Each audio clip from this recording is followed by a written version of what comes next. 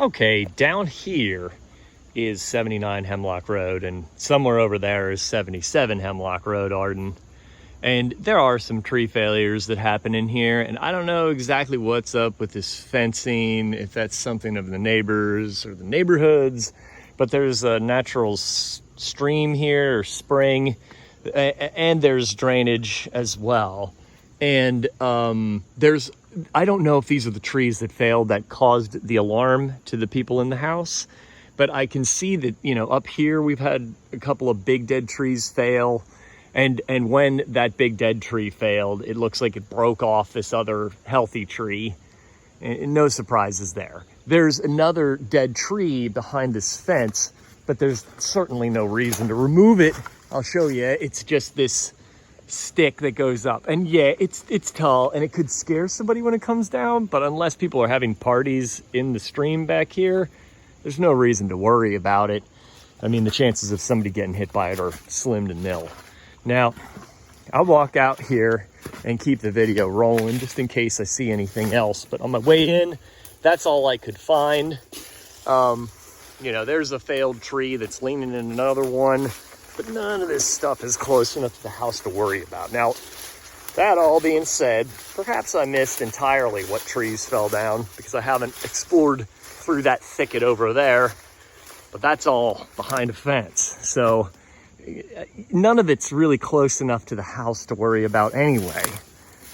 So anyway, other stuff that I did find in this area, I've checked out these trees back here and saw nothing of big concern. This biggest white oak, it's the time of year when it's challenging to tell, is that dead or is it fall? And it looks like fall. Also, I didn't find anything at the base of the tree to make, you know, decay or otherwise to indicate any sort of problems, structural problems. This black gum here, not tall enough to worry about. All the other trees, these ironwoods, too small to worry about. The pine, terrible form, but short enough that we don't have to worry about it. And I didn't see anything in these trees over here, like these tall tulip poplars that caused significant cause for concern, nor in the black gum in the front. The only thing really on this whole property that I found that in time you should watch, next door, that's a relatively new construction. I don't know, relatively meaning like it could have been the 90s. I don't know who lives there or when the house was built, but it's newer than this house.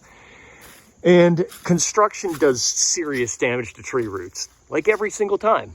So this line of pines right here, they're all leaning over the house. That does not mean to remove all the pines over the house. But if we have any scares or any near misses, or we see one of these trees die, well, now we got to, you know, take that one out. You see, like, the cause for concern is that when that house was constructed and it destroyed all these roots, a leaning tree is no problem in and of itself. But once you destroy all the roots as a result of construction, the lean becomes a problem. Now, it may have been long enough that we don't have to worry. I don't see any bulges in the wall or anything off about it.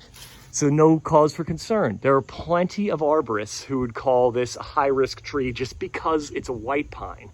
I don't subscribe to that belief. It does have a hook in it. That's not great, but it's not terrible either. These trees and most of the properties that I look at when there's not a particular goal to, you know, like a particular tree that's clearly dead and needs to be removed, it's probably a good idea to put this on a 6 months look at the tree kind of schedule, a paid consultation. Because, for instance, in 6 months, I'll be able to tell whether if this is dieback or if it's fall, because it'll be spring and the leaves will be out. Well, you know, just depending on the timing of my visit. You know, and also it wouldn't be bad just to get my eyes on it on a semi-annual basis, because, well, there's hardly anybody else who's going to notice that one of these pines dies. I would, but most casual observers or tenants especially don't. So that's just my word of advice. If you want to stay ahead of this stuff before something happens, at least legally you'll have evidence that you were trying to. So that's about it, and thanks for the opportunity. but I don't see anything at this time to do at this property unless I'm, again, missing the goal entirely. Thank you.